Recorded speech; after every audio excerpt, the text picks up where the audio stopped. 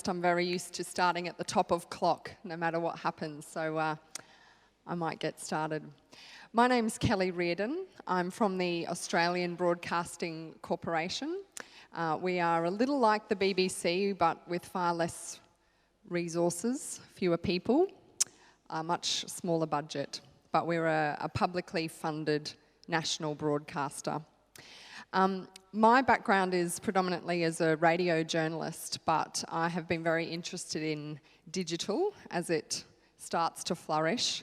And like some of you in your organisations, I'm sure, we've been having a big internal conversation about what digital means for our content and our content delivery, and also what it means for standards. And there was a bit of a tension for a while there between legacy journalists and then the sort of so-called fleet of foot digital natives. And I was quite frustrated by this tension, because to me we were having this sort of wrong conversation.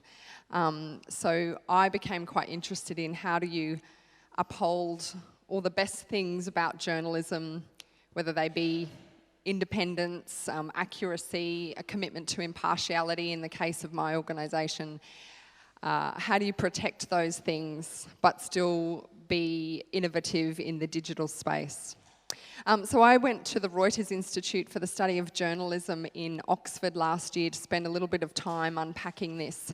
And really what I was interested in was what are the hallmarks of editorial quality that existed in the legacy era that we should bring forward, and then what are the ones or the new sorts of standards that some digital-only outlets have, because they don't have that legacy mindset. They're not kind of constrained by the shackles of 150 years of history, and what can they teach us about quality journalism?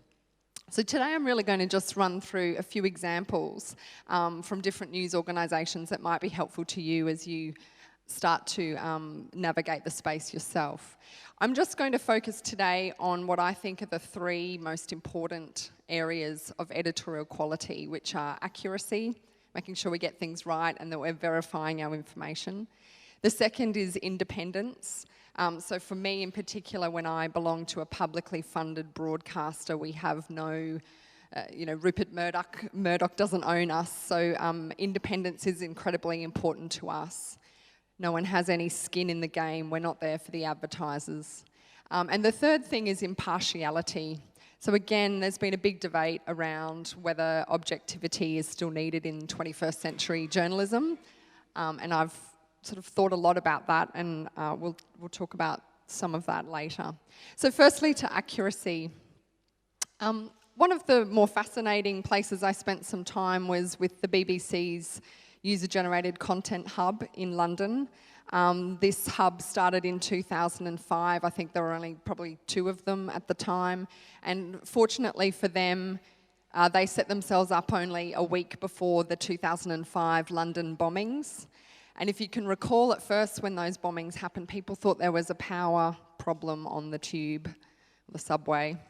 And it wasn't until a doctor who was in his office across the road emailed a picture. He must have been one of the first people with a phone that could email a picture to someone at the BBC, and it was the picture of the bus. You can remember the bus on the street with the sort of exploded top.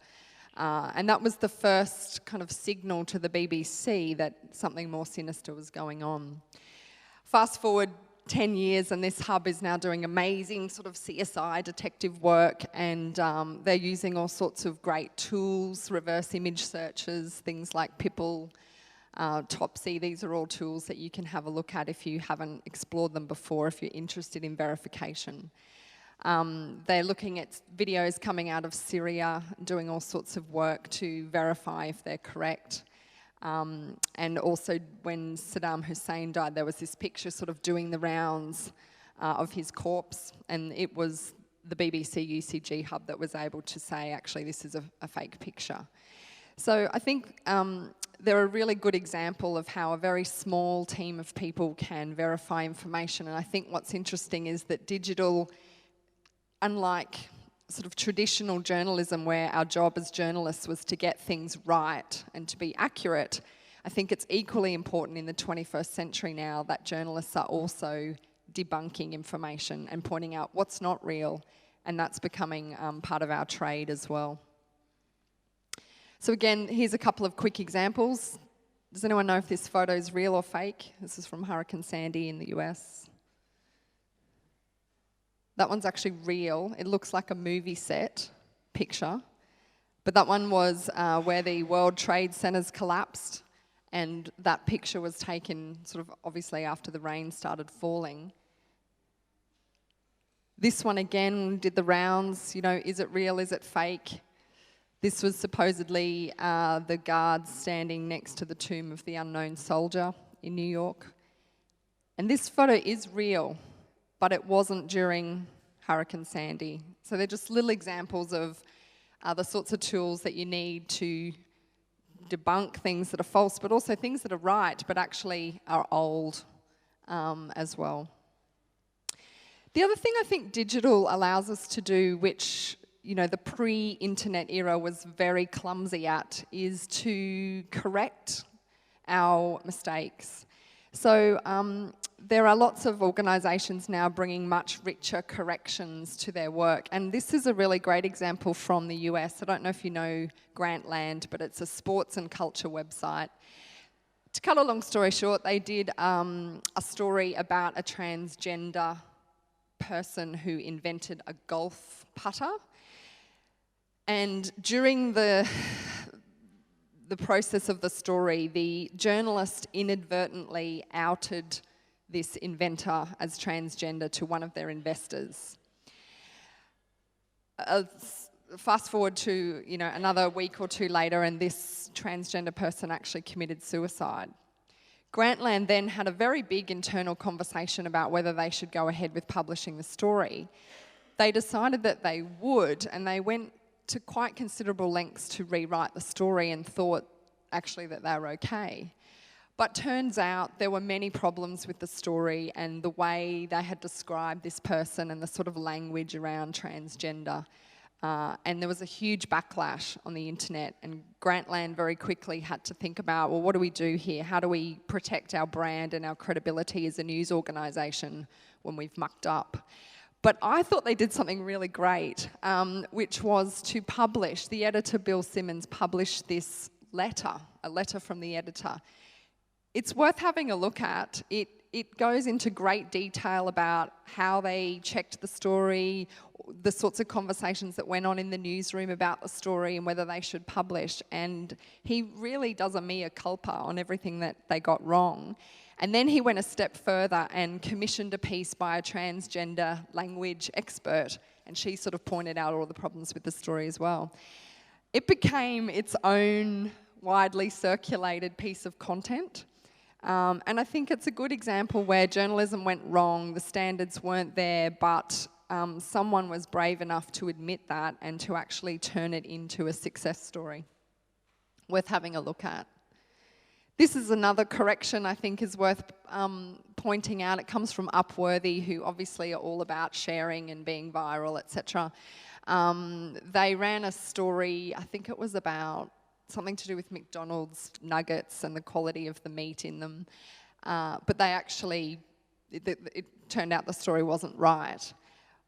So again, in a newspaper era, you would have published something on page 52 down in the corner in small sort of fine print saying, oh, sorry, we got it wrong. But Upworthy, I think, because they're all about going viral, decided to make their correction viral. So they issued it as a GIF. So it's, I mean, you can't see this because this is just a screenshot, but it actually is an animated GIF of the editor saying, oops, sorry, we got it wrong. It's a bit flippant. You know, you could argue that when you get something wrong, you need to treat that sort of seriously. But I didn't mind the concept of them saying, we speak to our audience in this way, this is the tone that we have on Upworthy, and we're going to match it in the style of our corrections. The other website I think is doing a great job around the standard of accuracy is Quartz. So I don't know if many of you know of Quartz, but it's a business site. It's been around since 2012. It's doing quite well. It's got a very image-heavy, mobile-first strategy. It's sort of like The Economist for the 21st century.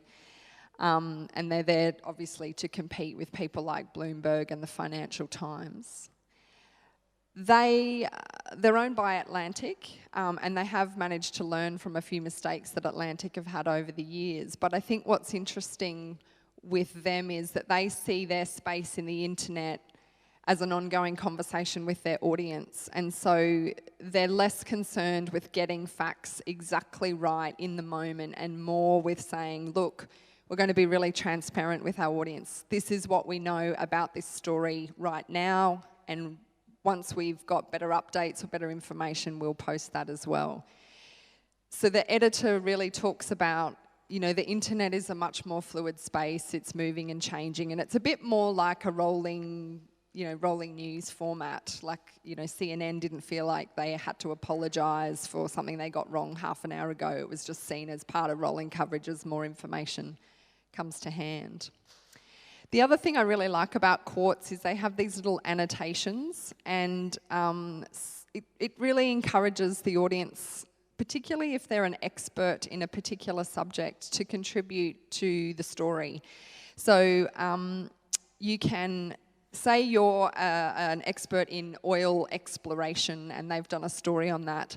You as the expert can go along and make a little notation alongside their copy. Sorry, I thought I had an example there. But it appears, Medium do this as well, you might have seen this, but just alongside the paragraph on oil exploration, you as an expert can make a little comment or link out to a research paper or a document or something that you know about the story. So this really, I think, is what the internet is great at. It's about building more voices, more people who are experts, bringing the audience in. You know, it's that idea that your readers quite often know more about the story than you do, and it removes that journalist as God style of writing. There's a couple of things I want to talk about with regard to independence. One of them is this idea that all of the content on the internet is sort of flattened out. So unlike a traditional newspaper which had a geography about it, you knew the big important story was on the front page and you knew the features section was in a certain place that usually had a different font and certain types of pictures, and you knew where the ads were because there was a big car and it was very obvious. You know, on the internet, a lot of the content is flattened out and presented in a big mishmash where it's much harder for the audience to distinguish between types of content. I think this is really problematic and something that we need to think a lot more about. If you look at sites like BuzzFeed, obviously their business model is completely around this. It's to mesh up and mash up content that is advertorial with editorial. And until fairly recently, the signposting around that, particularly for BuzzFeed, I think was very ordinary. They've started to fix that a little. But there's lots of other websites that are doing it. Even sites like the New York Times are doing this. I think the conversation around what they're doing has been sort of lower down than what the likes of BuzzFeed and Quartz are doing. But I think the New York Times have been a little bit more clever with the way they signpost what is an ad versus what is pure editorial. So this is an example of Quartz. This is a bit of an older one of their bulletins, but as you can see up the top, bulletin by Goldman Sachs, it's clearly labelled as an ad. But on the left-hand side here, you can't really see the colour, but the sponsor content box with the Goldman Sachs is coloured in a different colour. It's sort of a yellow or something like that. But all of their ads are presented in the same editorial stream. So there's no click on banner ads. All of these stories, the football story, the in-season story, long range, those are pure editorial, real stories. but they sit alongside, content sponsored by Goldman Sachs. So whether or not you think that's a problem, I guess depends on the organisation that you work for. But I think there's still some work to do in the digital space around clearly signposting and labelling content that is advertorial or branded content or sponsored content or all the other words that are used in that way. This is an example from The Atlantic that really hurt them, and Quartz have learnt quite a bit from The Atlantic's example. This was sponsor content about the Church of Scientology. Their readers were really peeved about this because this story was presented like it was editorial. There was kind of a newsy style of headline and the font was the same, etc. But essentially it was an ad for Scientology. Readers got really annoyed by that, and The Atlantic had to apologise and also make some changes to the way they present their content online. This next example is one from the New York Times. So as you can see, it's labelled paid for and posted by Dell, and there's a Dell logo. But if you click through to this, it reads like genuine editorial copy. It's like, young people in the workplace, this is what they like, this is what they do, this is how they work. So it reads like a feature article. But the thing I think the New York Times have done to really, because they do take that church and state sort of separation quite seriously, is that they have made the way that you search for content different when it's editorial versus ads. So if you're trying to search for genuine New York Times journalism, that will show up in a search, whereas the ads won't, which I think is, quite clever. But of course, this is still controversial in the New York Times itself. I think this sort of sums up the kind of different approaches to native advertising. If you look at someone like BuzzFeed, they just say, look, why are we even having this conversation? People on Twitter and Facebook get all their content mixed together and they don't care, and it's a stupid conversation to be having. Others say, look, as long as you're signposting it, it's got to be part of the suite. If you want to make money from journalism, you've got to have those native ads there, but maybe what you do is signpost them clearly. And Quartz is largely praised for doing that. Impartiality is sort of one of the things that I'm really passionate about. I work for an organisation that has a commitment to impartial journalism. I think somewhere in the last few years, probably around the Glenn Greenwald from The Guardian versus the Bill Keller from the New York Times debate. I don't know if that's one that you followed, but essentially Bill Keller was saying, look, we need sort of dispassionate journalism that presents all sides and let the reader make up their own mind on a story. And then there's journalists like Glenn Greenwald, who covered the NSA surveillance stuff for The Guardian, saying, of course you can have journalism from a perspective. We all live in the real world, there's no true objectivity, etc., etc. So there's this tension, I think, and it's been a conversation that's been going on for 150 years, but what is new in the digital age is that digital does give you ways to bring greater transparency to what you do. So someone like Glenn Greenwald would argue that he's coming from a perspective, but he clearly links out to where he's getting that information from, and he's transparent about his sources, etc. Others would say you've still got to have an impartial approach. Again, Quartz is another example. So they don't see a problem with having journalism from a particular perspective, as long as, you tell the audience that you're coming from that perspective. So you're transparent about your work and where you're finding your sources and what information you've got. their editor talks about expecting fairness and that they don't always have predictability on coverage of their stories. So for example, they talk about this example, which is when Stephen Chu, who was the energy minister in Barack Obama's government, resigned, Quartz had two very different takes on the story on their site. So some people would say, well, is that a problem? Like, if you want the story to come down where the truth is, surely you just have one perspective.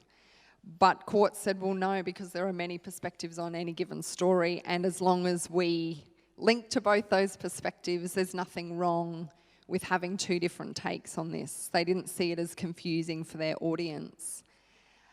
They also Quartz talk about the difference between their site and, say, a print site, is that everyone who comes to Quartz gets a different Quartz. So unlike sort of, you know, The Guardian or the New York Times, and you come and you sit and you pretty much consume the same newspaper as the person next to you, give or take a bit of time.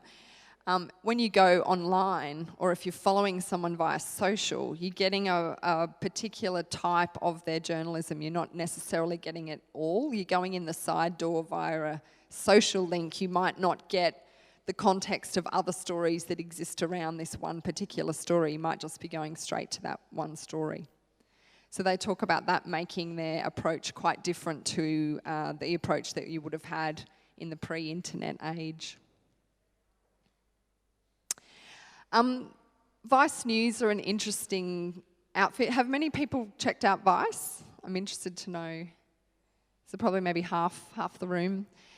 So again, if you don't know the Vice story, they've started, you know, as a culture magazine in the late 90s, and they've become this sort of multimedia brand, and they're very Gen Y, Gen X sort of style to their storytelling. Shane Smith, who's the CEO of Vice News, is, you know, he's a bearded, kind of tattooed hipster from Brooklyn, and, you know, he appears in some of the stories, and their style of journalism is very submersive. It's much more a street view of the world. There's lots of handheld cameras. I'll try and play you a little tiny clip because it probably gives you a better idea of what they're like. This is from a story they did about ISIS last year. I probably can't. You're not going to get the volume.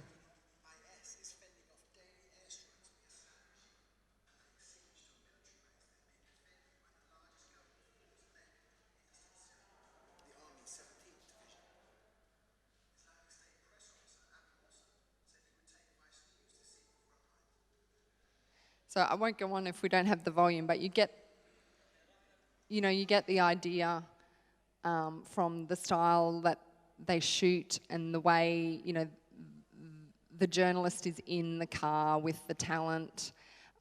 It's very submersive is the best way to describe it, I guess.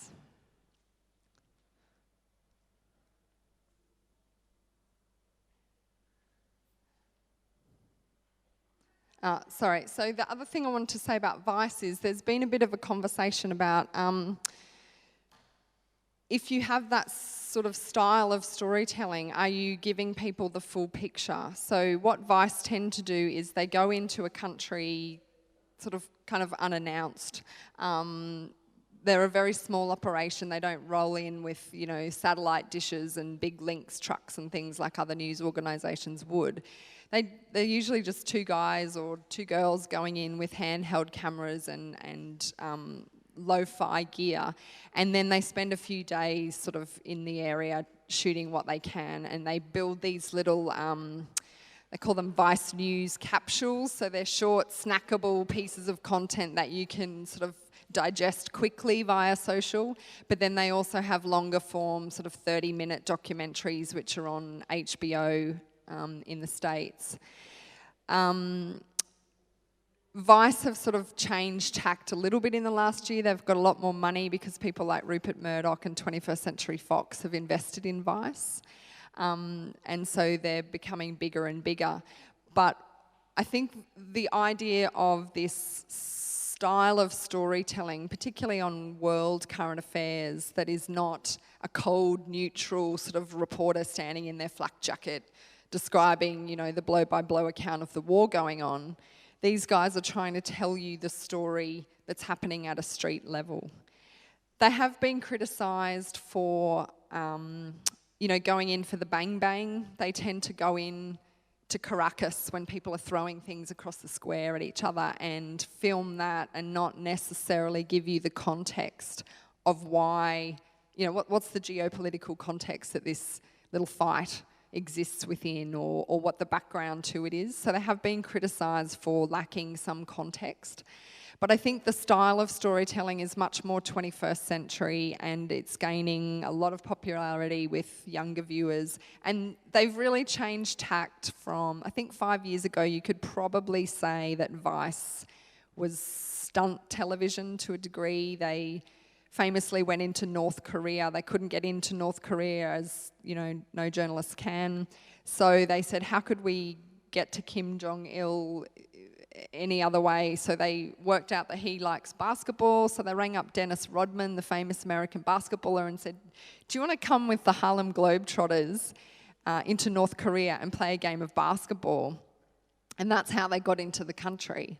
And they shot this little series, which again, if you watch the whole thing, it gives you a bit of an idea of life inside North Korea, but not really. It doesn't tell you why life is like that in North Korea. It just really shows you the basketball game, etc. So I think what we need with this style of storytelling is to couple it with what we would hope is quality journalism of checking out facts, of looking at context, at looking at the background, putting it in the frame for the reader or the viewer so that they understand what's going on behind this story.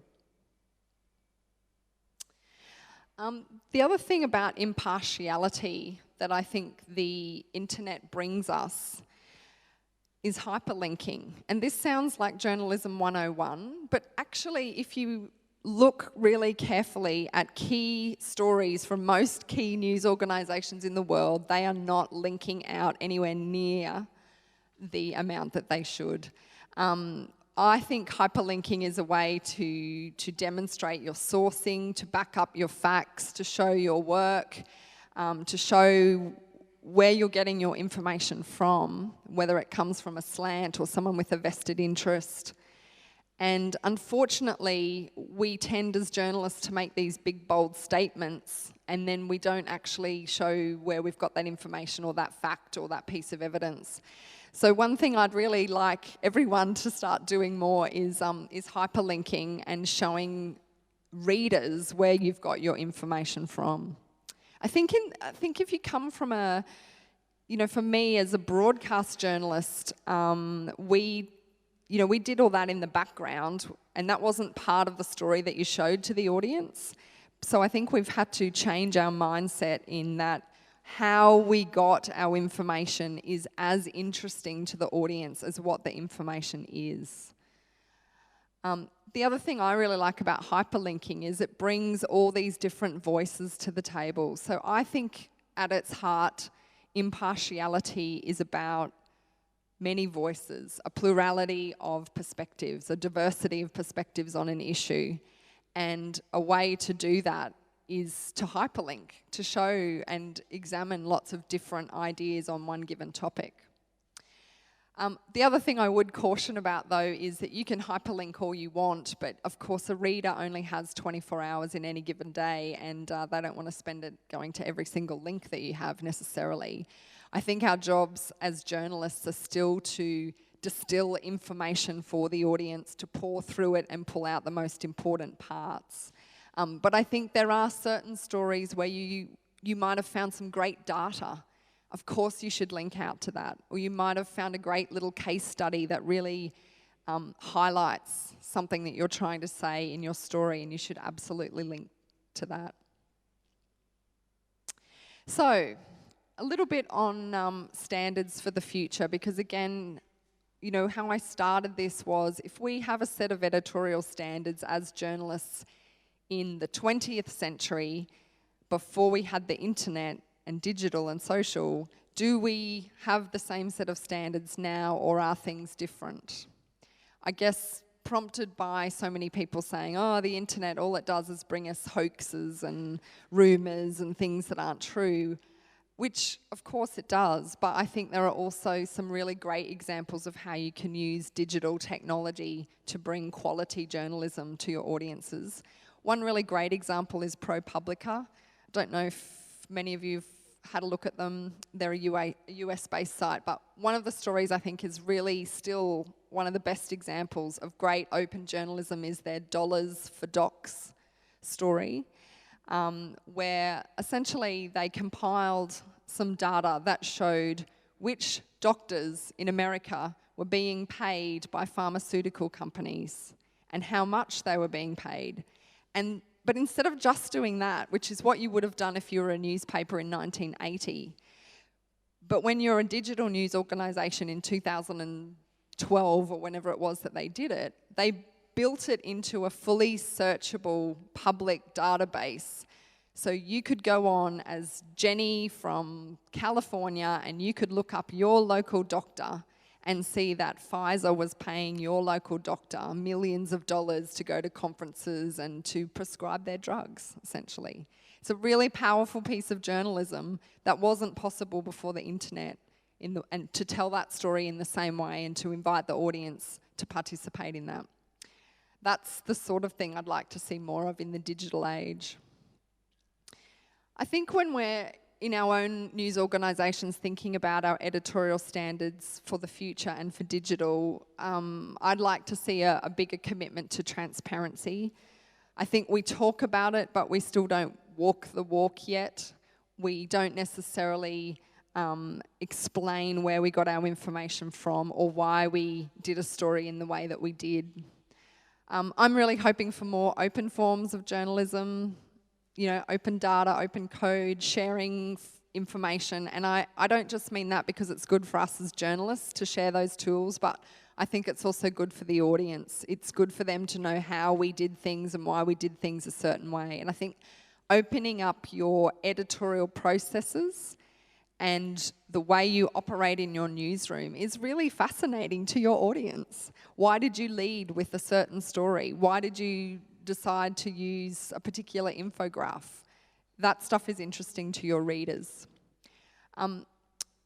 There's been a lot of talk about the voice that you use on social, the voice that you use in digital being slightly different. Again, if you look at, you know, the New York Times is one of the better examples, I guess, of that somewhat cold, neutral voice. That's changing, obviously, when individual bloggers or individual journalists have a brand because of their voice, the way they write, the way they speak. I think we have to acknowledge that and allow more room for journalism that is driven by the journalist. I think analysis, I guess what I would say about that, though, is I'm not advocating for just masses of opinion. I think good opinion writers still root their work in analysis. They show you why they've got that opinion. I think the internet brings us greater breadth of ideas, perspectives. We can go to lots of different places to get information. We can have interaction with our audience that places them at the heart of the story instead of the journalist. And I think we can provide much better context. So you can build a richer, deeper story on the internet than you ever could on a television show or a radio show or a newspaper. And these are the ways to do it. I guess, you know, some of them I've touched on, but the one that I'm most interested in at the moment is around impartiality. There's been a bit of a push to, you know, transparency is the new objectivity. I personally don't think it is. I think it's a step in that direction, but I still think we also need some news organisations to still be impartial and to dispassionately weigh up all the evidence and come down, let the story come down where that weight of evidence exists. So that's just sort of a snapshot of some of the organisations I spent time with and some of the, I think, the better journalism that exists in the digital age. I'm very happy to take some questions. I've written a paper. I looked at 3 legacy organisations, which were the BBC, the New York Times, and another one which is failing me at the moment, The Guardian, sorry. And I looked at 3 digital natives, which were BuzzFeed, Vice, and Quartz. I have written a paper. I've got a little, just a 3-page executive summary here if anyone wants to take one away, and a few links that I think are interesting, but I'm happy to take questions.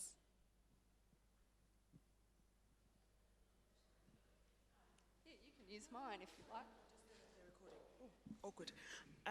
Thanks for that. It was a really insightful presentation. My question is, how do you interpret impartiality when, or the thought of us being truly impartial when an editor actually commissions out of their own experience? So a certain story will be more interesting for an editor than another simply because they're a person, you know, so aren't we subjective? Yeah, so good question. Of course we all come from, you know, we all have our cultural baggage and our perspective on life, and I'm not in any way saying that you shouldn't bring that to your journalism. But I guess I still think that as journalists, our job is about truth-telling, and our job is to dispassionately weigh up all the different parts of a story and to let the evidence drive the story rather than our own personal perspectives. So to me, impartiality, it doesn't mean, I think it's been misrepresented as a, you know, people like Jay Rosen call it a he said, she said mindset. I mean, that's not impartial journalism, that's just lazy, bad journalism. And you can have lazy, bad, impartial journalism, and you can have lazy, bad, subjective journalism.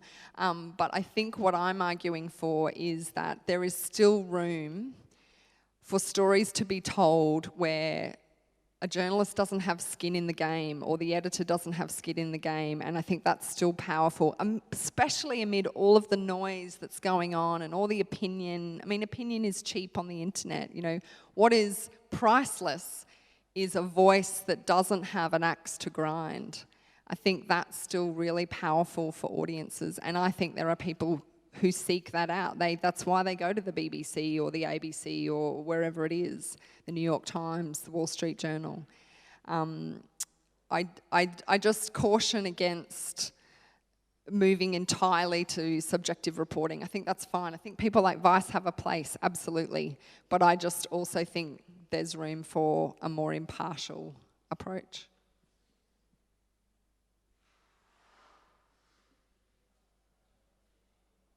Any other questions? No other questions? No, okay. Well, thank you. I'm happy to chat to anyone in the next few days if you're interested, and or you want to link to anything that I've worked on. I'm happy to provide that as well. Thank you. I spent 30 hours getting here, so I'm glad that you came.